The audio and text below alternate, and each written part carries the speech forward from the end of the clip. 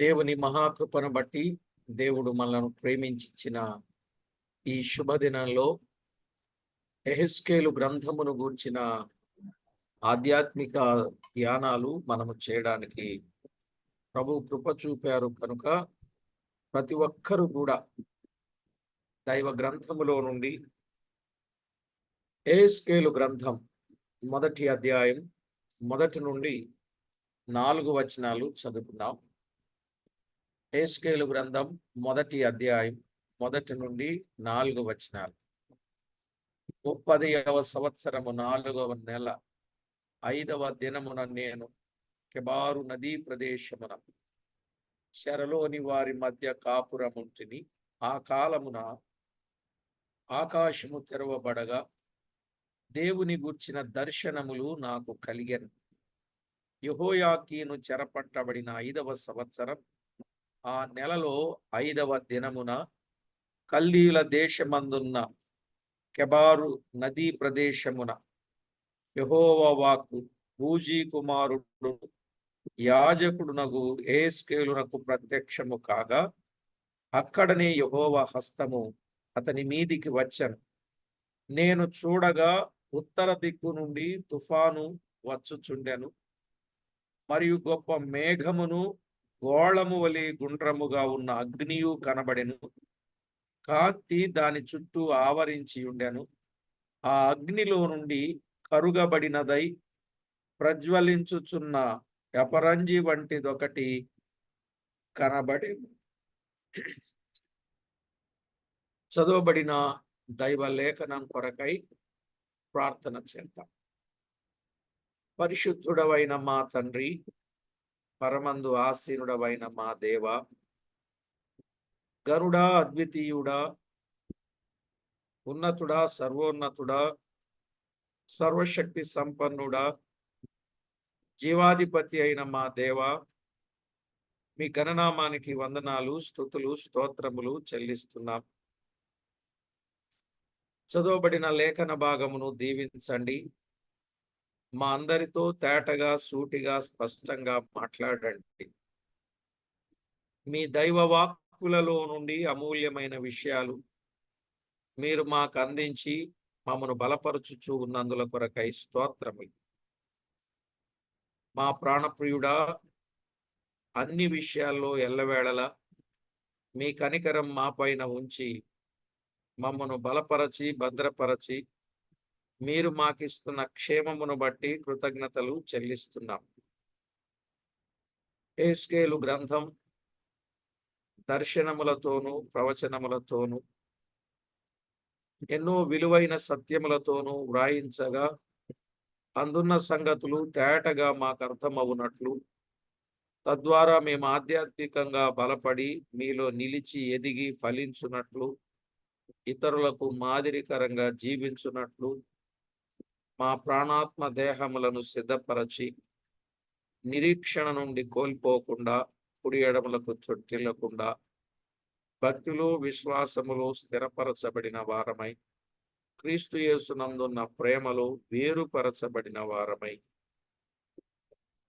అడుగు వాటన్నిటికంటే ఊహించు వాటన్నిటికంటే అత్యధికముగా పొందుకొన్న వారమై మా జీవిత దినములన్నీ కూడా మీకే ప్రభావ మహాత్యములను ఆపాదించు వారమై జీవించున్నట్లు అనుదినము దినదినము సిద్ధపరచమని కోరుచు, కృతజ్ఞతాస్తుతులు చెల్లించుటయందు విస్తరించులాగున మమ్మను మీరు బలపరచమని ప్రార్థన చేస్తూ మా ప్రభువైన యేసు క్రీస్తు అమూల్యమైన నామమున స్తోత్రము చెల్లించి స్తుతించి ప్రార్థించి మిక్కిలి వినయముగా బ్రతిమిలాడి వేడుచూ ఉన్నాం మా పరమ తండ్రి, ఆమేన్. ప్రభునందు ప్రియులారా, పరిశుద్ధ గ్రంథమైన బైబిల్లో యెహెజ్కేలు గ్రంథం ఓ విశేషమైన గ్రంథం.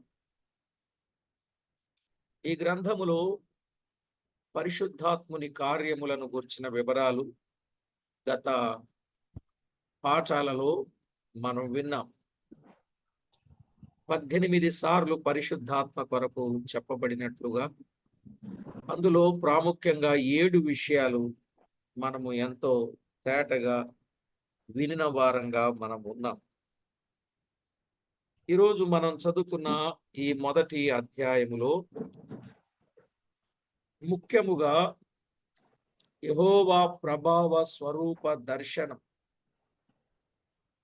యెహోవా ప్రభావ స్వరూప దర్శనాన్ని ఈ మొదటి అధ్యాయములో మనము చూడగలం. మనం చదువుకున్న ఈ అధ్యాయములో 1 నుండి 4 వచనాలు చదువుకున్నాం. ఈ 4 వచనాలలో దర్శనమును కలిగిన విధము అనేది మనకు అర్థమవుతుంది. దర్శనము కలిగిన విధము.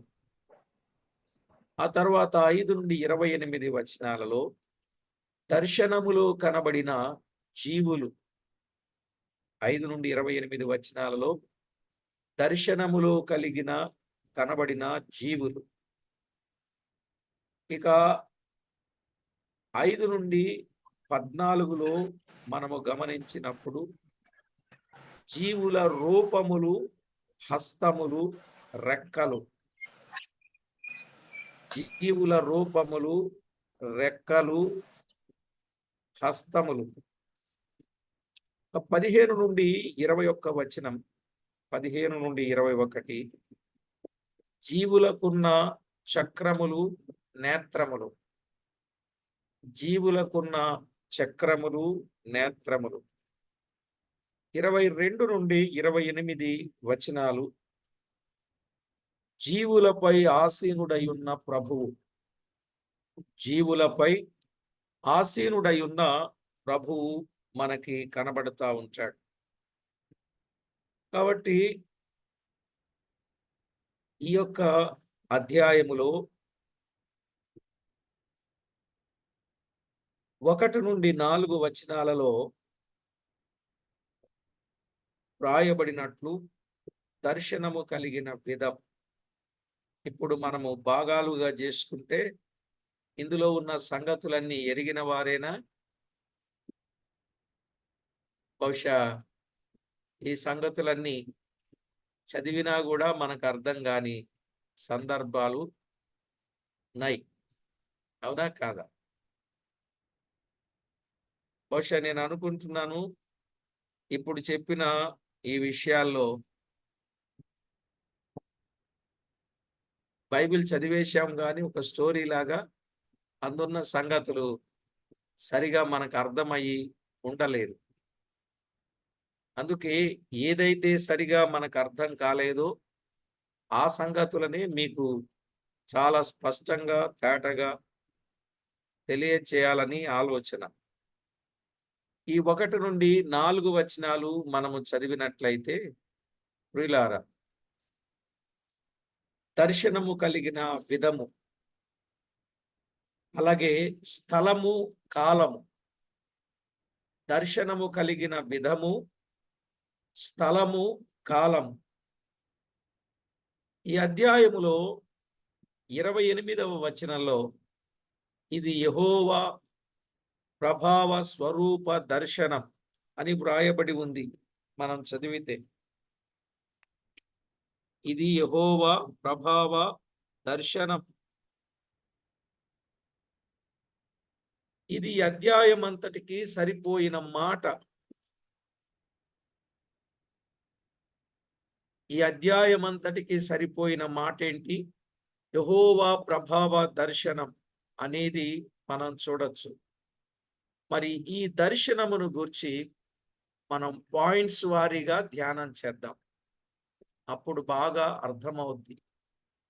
ఈ దర్శనము కలిగిన విధము, ఈ దర్శనమును గూర్చిన సంగతులు పాయింట్స్ వారీగా మనము జ్ఞాపకం చేసుకుందాం. నెంబర్ 1, ఈ దర్శనము ఎవరికి కలిగెను? ఈ దర్శనం ఎవరికి కలిగెను? మొదటి వచనములో కెబారు నదీ ప్రదేశమున కాపురముంటిని అంటున్నాడు కదా.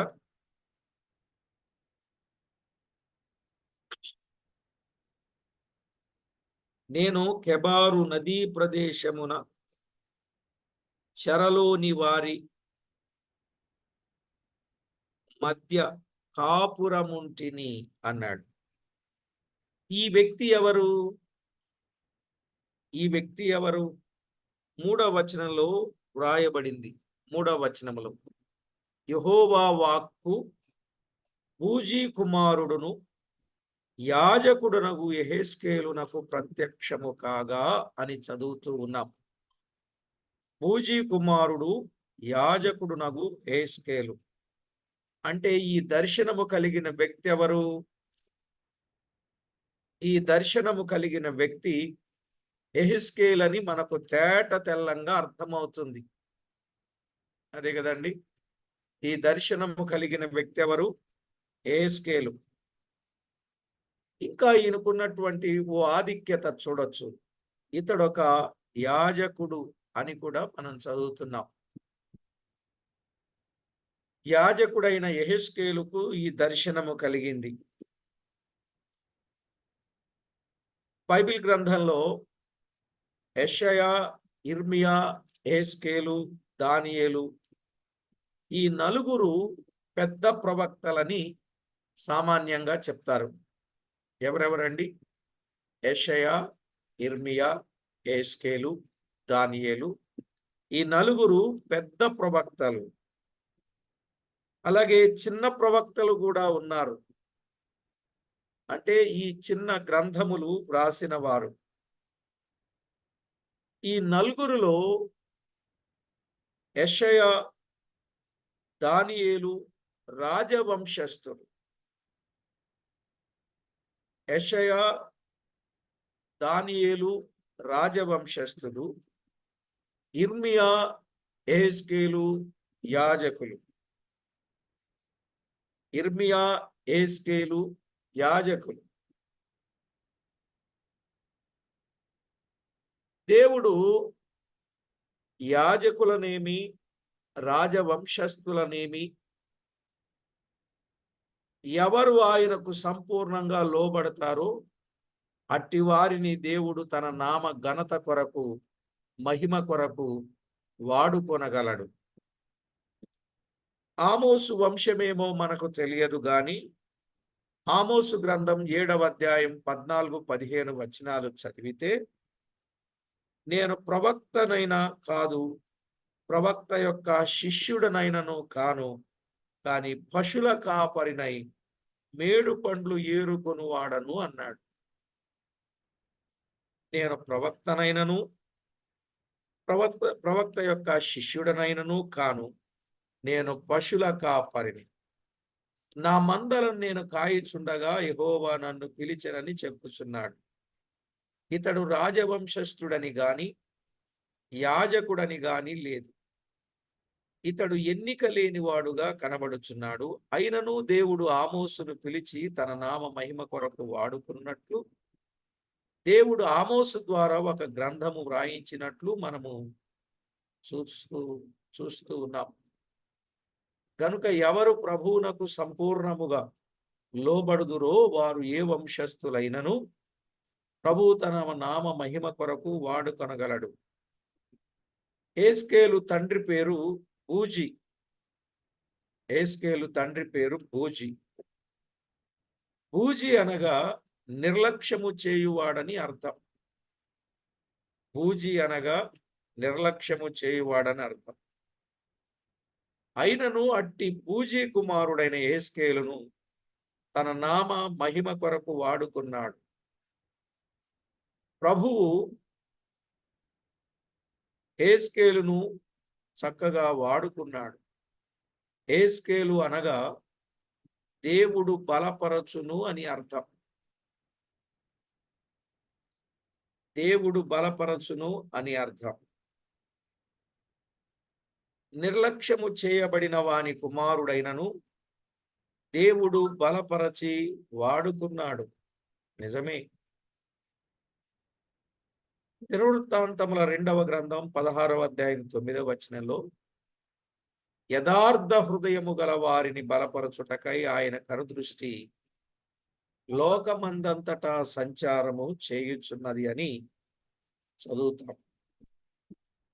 ఇక్కడ మనం అర్థం చేసుకోవలసింది, ఏ వంశస్థులైనను దేవుని ఎడల యథార్థ హృదయపు గలవారిని బలపరచి తన పని కొరకు ఉపయోగిస్తాడు. అందుకే పౌలు అన్నాడు, నన్ను బలపరచు వానిని బట్టి నేను సమస్తము చేయగలనని ఫిలిప్పీ 4:13లో చెప్పాడు. అవును, దేవుడు బలపరచని ఎడల ఎవరును ఏమి చేయుదురు? దేవుడే బలపరచాలి, దేవుడే బలపరచాలి. ఓ చిన్న మాట విందాం. అసలు బలపరచబడుటకు కారణాలేమిటి? బలపరచబడడానికి కారణాలేమిటి? 1, కృపచేతనే బలపరచబడగలరు. కృపచేతనే బలపరచబడగలరు. తిమోతికు రాసిన 2వ పత్రిక 2:1. తిమోతికు రాసిన 2వ పత్రిక 2:1. దేవునెరుగువారు బలము కలిగి గొప్ప కార్యాలు చేసెదరు. దేవునెరుగువారు బలము కలిగి గొప్ప కార్యాలు చేసెదరు. దానియేలు 11:32. 11:32.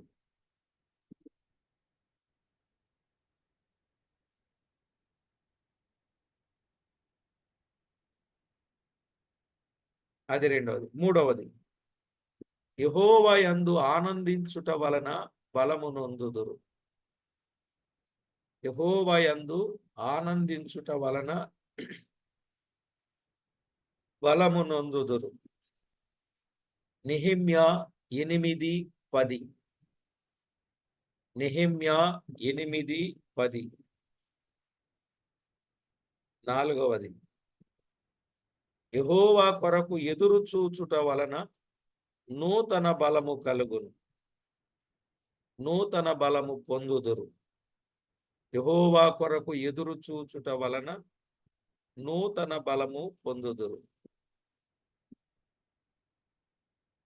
యెషయా 40:31.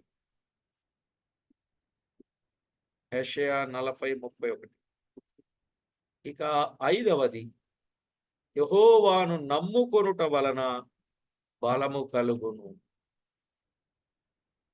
యెహోవాను నమ్ముకొనుట వలన బలము కలుగును. యెషయా 30:15. యెషయా 30:15.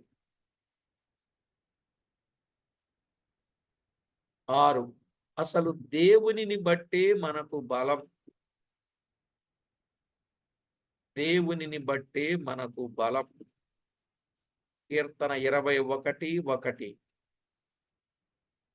కీర్తన 21:1.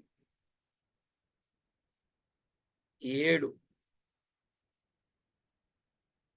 దేవుని వాక్యము చేత బలము పొందుదము. దేవుని వాక్యము చేత. యోహాను రాసిన మొదటి పత్రిక 2:14. యోహాను రాసిన మొదటి పత్రిక 2:14. కనుక ప్రభునందు ప్రియులారా, యథార్థవంతులను ఆయన బలపరుస్తాడు, అలాగే ఘనపరుస్తాడు. రైట్. ఈ దర్శనము ఎవరికి కలిగింది? బూజీ కుమారుడైన యాజకుడైన యెహెజ్కేలునకు కలిగిన దర్శనం. రెండవ మాట, ఈ దర్శనము ఎప్పుడు కలిగెను? ఈ దర్శనం ఎప్పుడు కలిగింది? ఈ దర్శనం క్రీస్తుకు ముందు 592లో ఈ దర్శనము కలిగెను. క్రీస్తుకు పూర్వం 592లో ఈ దర్శనము కలిగెను. ఇక మూడవ విషయానికి వస్తే, ఈ దర్శనము ఎలాగు కలిగెను? ఈ దర్శనం ఎలాగు కలిగెను? మనం యెహెజ్కేలు గ్రంథం 1:1లో ఆకాశము తెరవబడగా దేవుని గూర్చి దర్శనములు నాకు కలిగెనని అంటున్నాడు కదా. ఆకాశము తెరవబడగా దేవుని గూర్చిన దర్శనములు నాకు కలిగెను. ఆకాశము తెరవబడుట చాలాసార్లు మనము చూస్తాం. ఆకాశము తెరవబడిన సందర్భాలు చాలాసార్లు చూస్తాం. యేసు ప్రభు బాప్తిసం పొందినప్పుడు ఆకాశం ఏమైందండి? తెరవబడింది కదా. యేసు ప్రభు బాప్తిసం పొందినప్పుడు ఆకాశము తెరవబడి పరిశుద్ధాత్మ దిగి వచ్చినట్లు మనము చూస్తాం. పరిశుద్ధాత్మ దిగి వచ్చాడు. అలాగే స్టెఫను మరణ సమయములో కూడా ఆకాశము తెరవబడింది. స్టెఫను మరణ సమయములో కూడా ఆకాశము తెరవబడి క్రీస్తు తండ్రి కుడి పార్శ్వము నిలవబడి ఉండుట స్టెఫను చూచెను అనే మాట చూస్తాం. తండ్రి కుడి పార్శ్వమున నిలవబడి ఉండుట స్టెఫను చూచెను. యోహాను పరలోకము తెరవబడుట చూచెను. ప్రకటన గ్రంథంలో చాలాసార్లు యోహాను పరలోకము తెరవబడుట చూచెను. ప్రకటన 4:1లో అలాగే ప్రకటన 19:11లో చూస్తాం. ఇక్కడ ప్రకటన 4:1, 19, 11 గనుక ఆకాశము తెరవబడుట భక్తులు చూచినట్లు మనము గమనిస్తాం. ఆకాశము తెరవబడినప్పుడండి భక్తులు గొప్ప కార్యాలు చూడగలిగారు. అలాగే యెహెజ్కేలు ఈ దర్శనములను చూచుటను బట్టి పెద్దలు పాత నిబంధన యోహాను యెహెజ్కేలును గూర్చి చెప్పిరి. పాత నిబంధన యోహాను అంటే ఎవరు?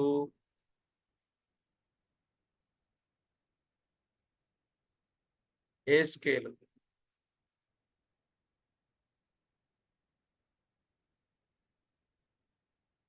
అర్థమైందండి? పాత నిబంధన పౌలంటే ఎవరు? పాత నిబంధన పౌలంటే ఎవరు? సౌలు. పాత నిబంధన పౌలంటే ఎవరు?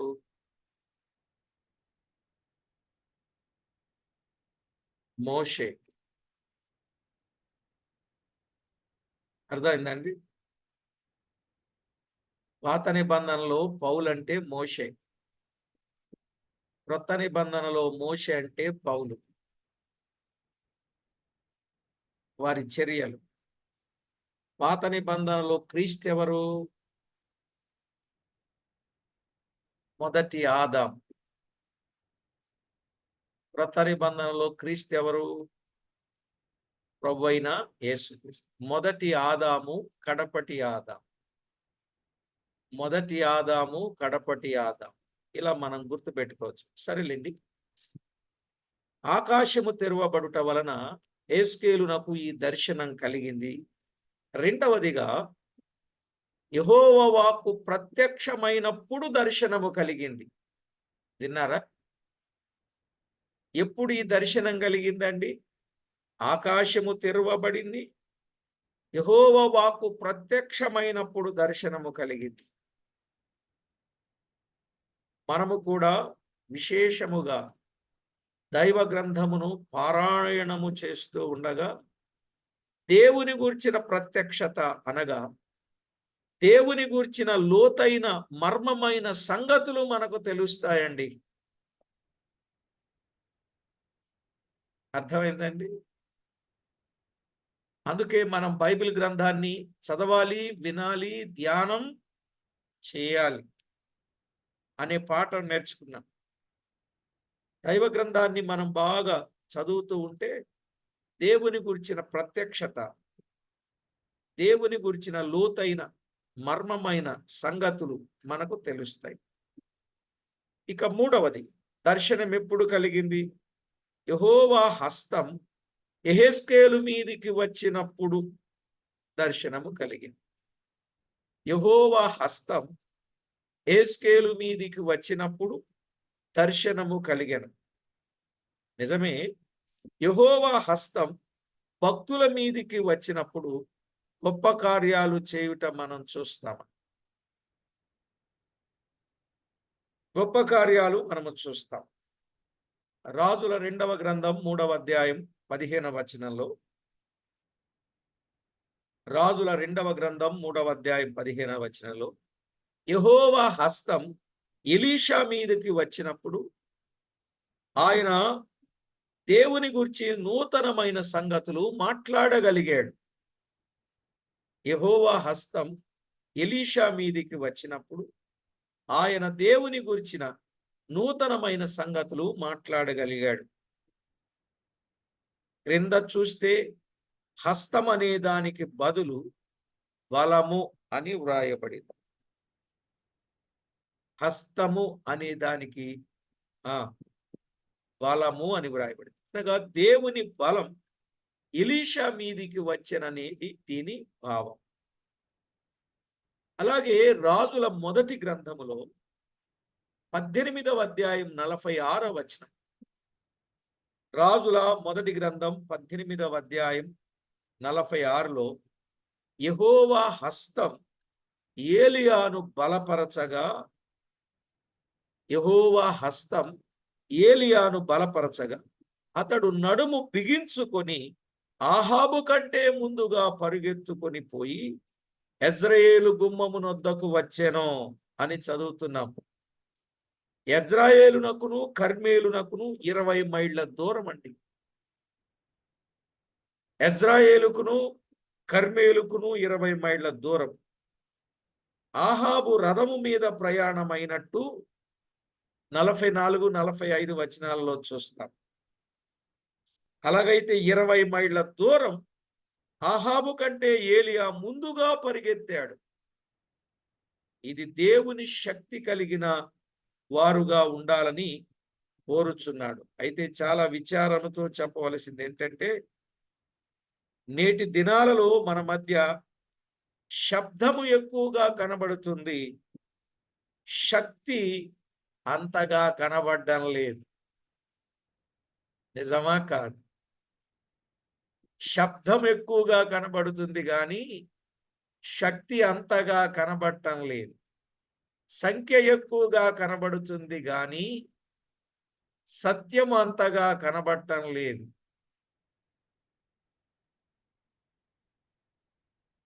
అద్భుతాలు మాట్లాడితే అద్భుతాలు ఆశ్చర్యాలు అంటున్నారే గాని నిజంగా పొందిన వారు చాలా తక్కువగా కనబడుతున్నారు.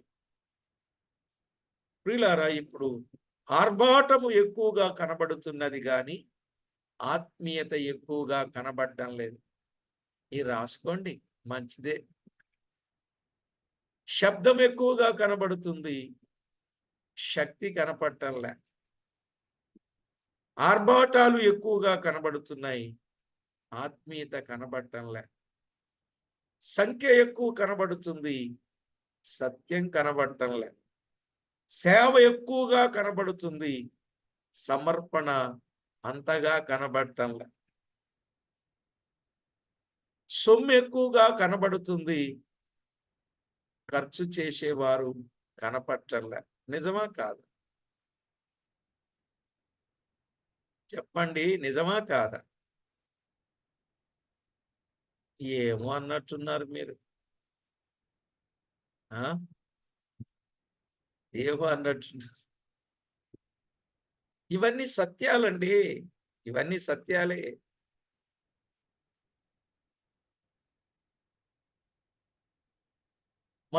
మనుషులందరూ పైకి బాగానే ఉన్నారు, బాగానే ఉన్నట్టు కనపడుతున్నారు, కానీ బలం ఉన్నట్టు కనపడటం. మరి ఏమి ఎక్కువ కనపడుతుంది?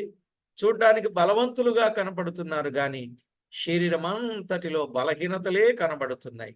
నిజమా కాదా? అందరు పైకి భలే కనపడతా ఉంటారు. కానీ ప్రారంభిస్తే ఒక్కొక్కళ్ళలో నుండి ఎన్ని బాధలు బయటికొస్తాయో! అట్లనే ఉంది పరిస్థితి. రైట్. మనము 2 విషయాలు మనం విన్నాం గదండీ! ఒకటి, ఈ దర్శనము ఎవరికి కలిగింది? 2, ఈ దర్శనము ఎప్పుడు కలిగింది? 3, ఈ దర్శనం ఎలాగు కలిగింది? ఈ దర్శనం ఎక్కడ ఈ దర్శనము కలిగింది అనేది కూడా మనం కొంచెం ఆలోచన చేయొచ్చు. ఎక్కడ ఈ దర్శనం కలిగింది?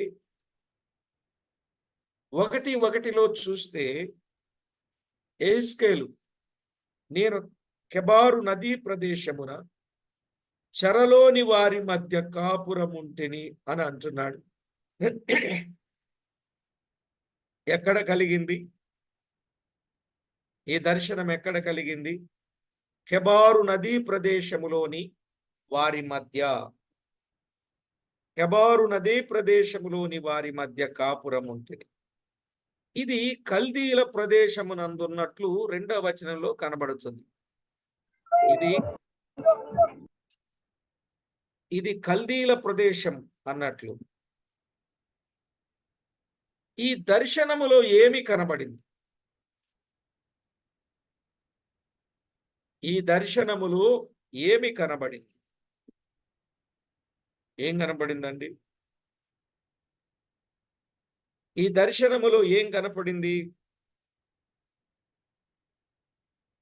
ఈ దర్శనములో కెరూబులు పైకెక్కెను అనే మాట చూస్తాం.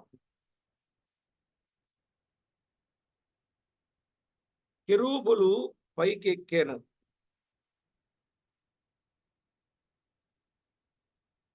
కెరూబులు కనబడినట్లుగా మనము చూస్తాం. ఈ దర్శనములు కెరూబులు కనబడ్డాయి. 10, 14 వచనంలో కూడా చూడొచ్చు. కెరూబులు కనబడ్డాయి. ఈ దర్శనములు కెరూబులు కనబడ్డాయి. 10, 14 చదువుతున్నా. కెరూబులలో ఒక్కొక్క దానికి 4 ముఖములుండెను. మొదటిది కెరూబు ముఖము, రెండవది మానవ ముఖము, మూడవది సింహముఖము, 4వది పక్షిరాజు ముఖము. ఈ కెరూబులు పైకెక్కెను. కెబారు నదీ దగ్గర నాకు కనబడిన జంతువులు ఇవే. 14, 15 వచనాలు చదివాడు. కెబారు నది దగ్గర నాకు కనబడిన జంతువు ఇదే. చూచారా? కెరూబు నది దగ్గర కనబడినది ఇదే అంటున్నాడు. 20లో కూడా ఈ మాటలు కనబడతా ఉన్నాయి. కెబారు నది దగ్గర ఇశ్రాయేలు దేవుని క్రింద నాకు కనబడిన జీవి ఇదే. అవి కెరూబులని నేను గుర్తుపట్టి తిని. 20వ వచనంలో కూడా ఈ మాటలే కనబడుతున్నాయి. కనుక యెహెజ్కేలు నాకు దర్శనములో కనబడినది కెరూబులని మనకు అర్థమవుతుంది. ఏం కనబడ్డాయి? ఏం చూశాడు? ఎవరిని చూశాడు? కెరూబులను చూస్తున్నాం. బైబిల్లో 5 స్థలములలో కెరూబులను గూర్చి మనము చూడగలం. ఎన్ని స్థలాలలో? 5 స్థలాలలో కెరూబులను గూర్చిన సంగతి మనము చూడగలం. ఎక్కడెక్కడ చూద్దామా?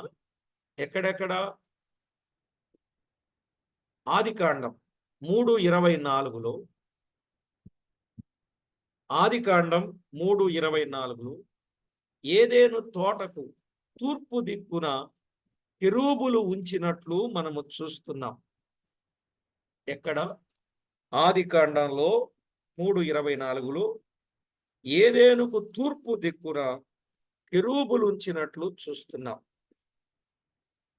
రెండవదిగా నిర్గమాకాండం 25:18 నుండి 22. మోషే నిర్మించిన ప్రత్యక్షపు గుడారమునందు మందసము పైన కెరూబులున్నట్లు మోషే నిర్మించిన ప్రత్యక్షపు గుడారమునందు మందసము పైన కెరూబులున్నట్లు మనము చూస్తాం. అలాగే తెరల పైన కెరూబులున్నట్లు అక్కడ వాటిని చిత్రించినట్లు కూడా నిర్గమాకాండములో 26వ అధ్యాయం 1వ వచనం 31వ వచనంలో చూస్తాం. తెరల పైన కెరూబులున్నట్లు నిర్గమ 26:1-31. మూడవదిగా సొలొమోను దేవాలయపు స్తంభముల మీద కెరూబులున్నట్లు చూస్తాం. సొలొమోను దేవాలయములోని దేవాలయపు స్తంభముల మీద కెరూబులు ఉన్నట్లు చూస్తాం. రాజుల మొదటి గ్రంథం 7వ అధ్యాయం 36వ వచనం. రాజుల మొదటి గ్రంథం 7వ అధ్యాయం 36వ వచనం. ఇక 4వదిగా ఎహెజ్కేలు దర్శనములోను ఎహెజ్కేలు దర్శనం ఎహెజ్కేలు గ్రంథం 10వ అధ్యాయం 11వ వచనం మరియు 22వ వచనం. ఎహెజ్కేలు 10, 11, 22. అలాగే 43వ అధ్యాయం 18 నుండి 22 వచనాలు. 43వ అధ్యాయం 18 నుండి 22 వచనాలు.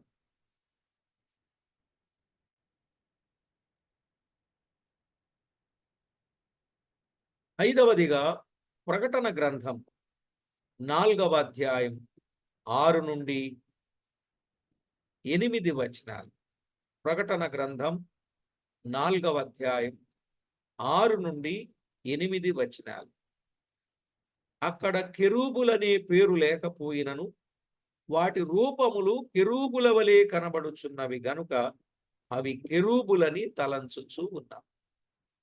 గనుక ఈ 5 స్థలాలలో కెరూబులు కనబడినట్లు మనము చూస్తాం. ఒకవేళ యెషయా గ్రంథం 6వ అధ్యాయములో శరాపులు కెరూబులు గాన ప్రతిగానములతో ప్రభువును పరిశుద్ధుడు పరిశుద్ధుడు పరిశుద్ధుడని కొనియాడుచున్న సందర్భం కూడా మనం ఎరుగుదు. శరాపులు కెరూబులు నోట్లో మహాదూతలు అని వ్రాయబడింది.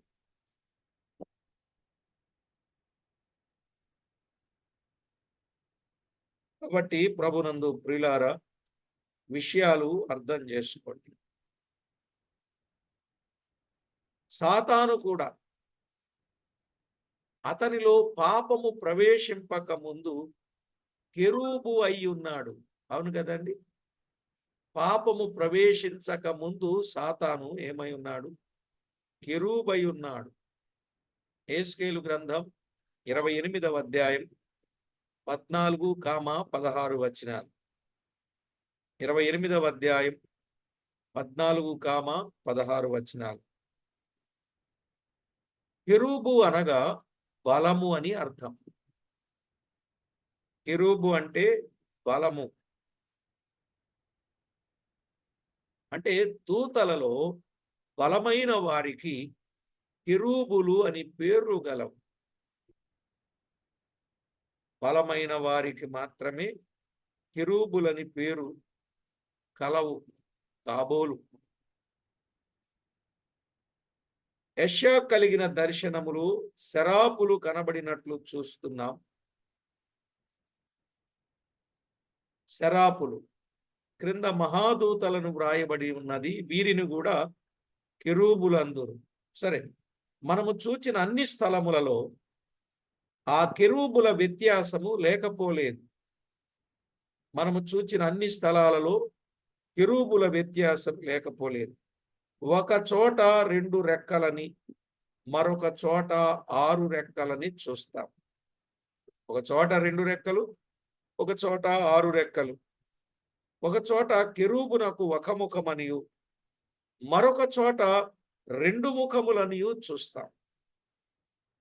ఒక చోట ఒక ముఖం, మరొక చోట 2 ముఖాలు అని చూస్తాం. ఈ వ్యత్యాసములు ఉన్నప్పటికీ వీరందరికీ కెరూబులని చెప్పుదురు. యెహెజ్కేలు దర్శనములో కనబడిన కెరూబులు 4.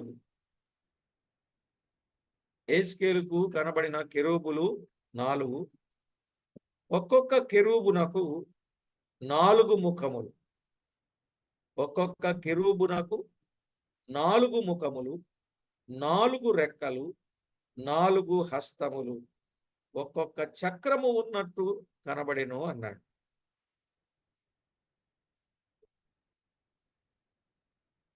చక్రం ఉన్నట్టు కనబడింది. కెరూబులు అంటే ఏంటనుకున్నాం? బలము.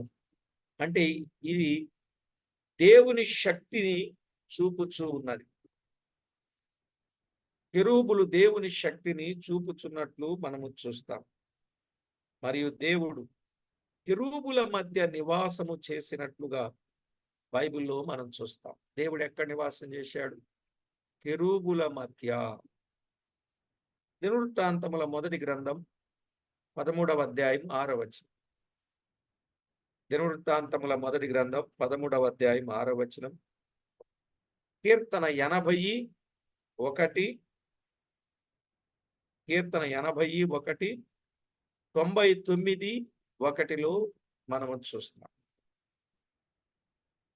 దీనిని బట్టి మందసం పైన ఉన్న కెరూబుల మధ్య ఆయన నివసించిన దానిని బట్టి చెప్పబడిన మాట అందురు. కెరూబుల మధ్య నివసించువను. నిర్గమాకాండం 25-22 కూడా మనం చదువుకోవచ్చు. నిర్గమాకాండం 25-22. అయితే కీర్తన 18:10లో కెరూబు మీద ఎక్కి ఆయన ఎగిరి వచ్చాను అనే మాట కూడా చూస్తాం. కెరూబు మీద ఎక్కి ఆయన ఎగిరి వచ్చాను, గాలి రెక్కల మీద ప్రత్యక్షమాయను అని చెప్పబడుటను బట్టి దేవుడు కెరూబుల మధ్య నివసించువాడని చెప్పొదురు. అంటే కెరూబులను ఆయనకు వాహనములుగా చేసుకున్నవాడు అని చెప్పవచ్చు. యెహెజ్కేలునకు కలిగినటువంటి దర్శనములో కూడా ఈ కెరూబుల తలల పైన ఆకాశ మండలము వంటి విశాలత ఉండినట్లును, ఎక్కడ?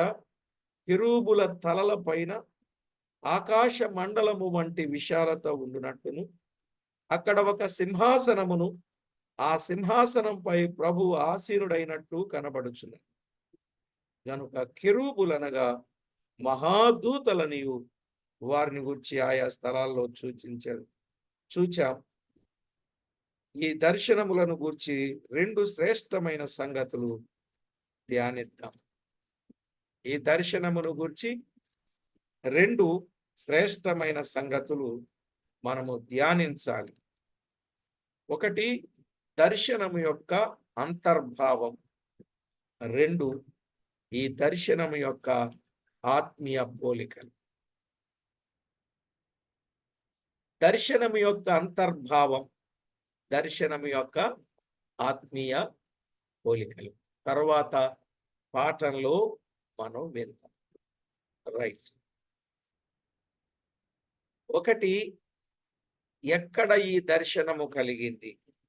2, దర్శనములు ఏమి కనబడ్డాయి? 3,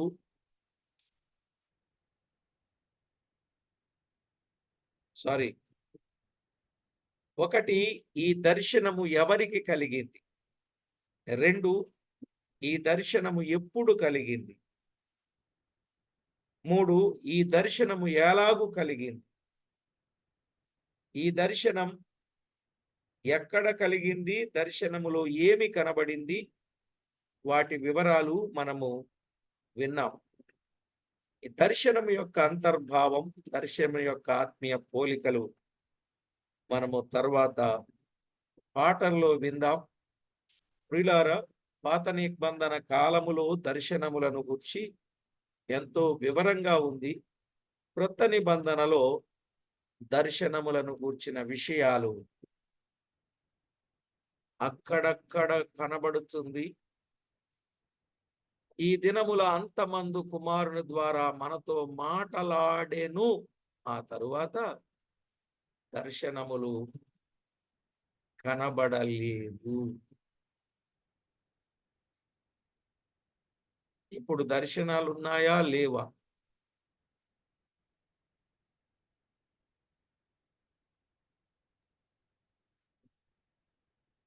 రేపు జవాబు నాకు చెప్పండి. ప్రార్థన చేసుకో. ప్రార్థన చేసుకో.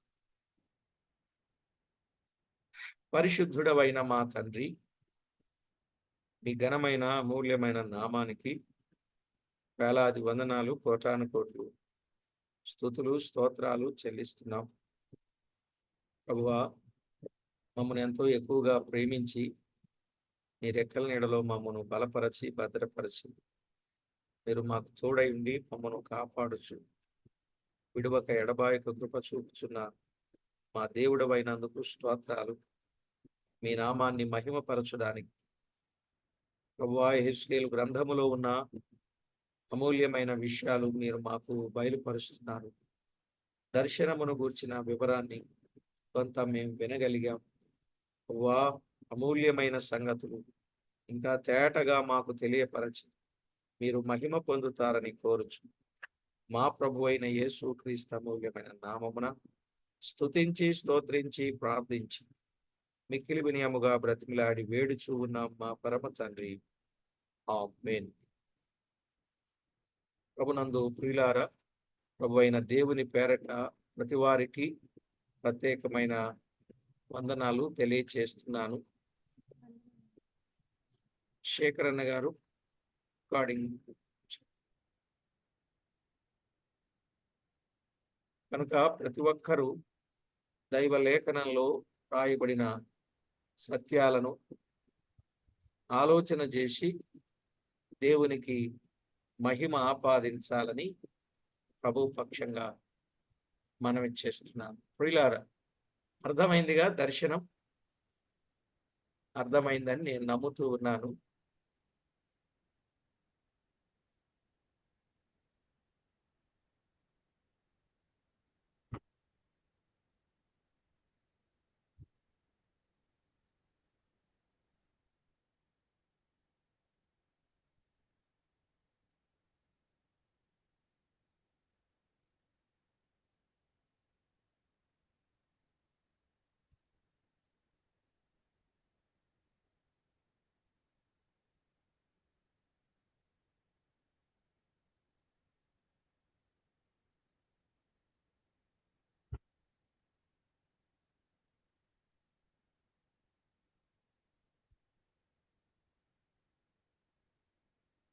అన్నా అన్నీ బ్రేక్ అయింది. ఆపాలన్నట్టుంది.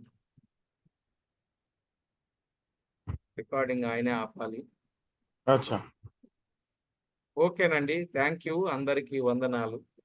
సెలవు తీసుకోండి. వందనాలు. వందనాలన్నా, అందరికీ వందనాలు. వందనాలమ్మా. వందనాలన్నా, అందరికి వందనాలు. వందనాలమ్మా.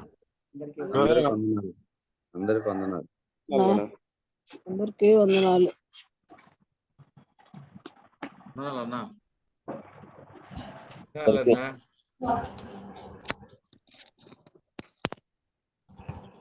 అన్నీ ఎటో పోయినట్లు. శేఖర్ అన్న బయటకు వెళ్తానని చెప్పారన్న. అవును, అవును. ఏదో బయటికి వెళ్ళినట్లు. బయటకు వెళ్ళారు. ఆయన హోస్ట్ మనకి ఇచ్చేసి ఆయన ఇది నేను హోస్ట్ చూసాను, ఉన్నా రాలేదు. కూడా అవ్వట్లేదు. అన్న అక్కడ చేసి ఉంటారు అన్న, ఇక్కడ క్లోజ్ చేసి. అలా కాదులేదు, చూస్తాను ఒకసారి.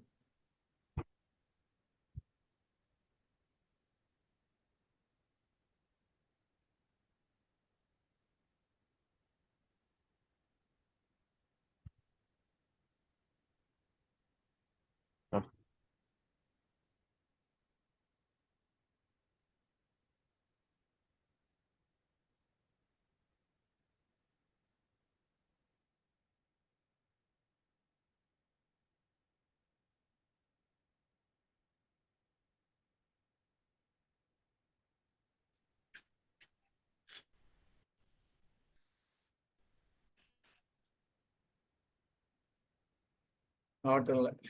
సరే, ఈరోజు 110-120 కిలోమీటర్స్ వరకు వెళ్ళాలండి. అక్కడ ఒక మ్యారేజ్ చేయడం, వాక్యం చెప్పడం.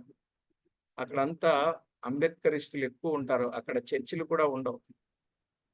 ఇప్పుడు అక్కడ వివాహంలో మంచిగా గాస్పల్ చెప్పాలి, అర్థమయ్యేటట్లు అని క్రైస్తవ పెళ్లి అక్కడ పెట్టారు. ఆ పెళ్లిలో వాక్యం చెప్పి మ్యారేజ్ చేసి రావాలి. ప్రార్థన చేయండి. అందరం కలుసుకుందాం. 9 గంటల మీటింగ్ ఉంటుంది, సాయంత్రం మీటింగ్ కూడా ఉంటుంది. ప్రతి వారు హాజరు. ఓకేనండి.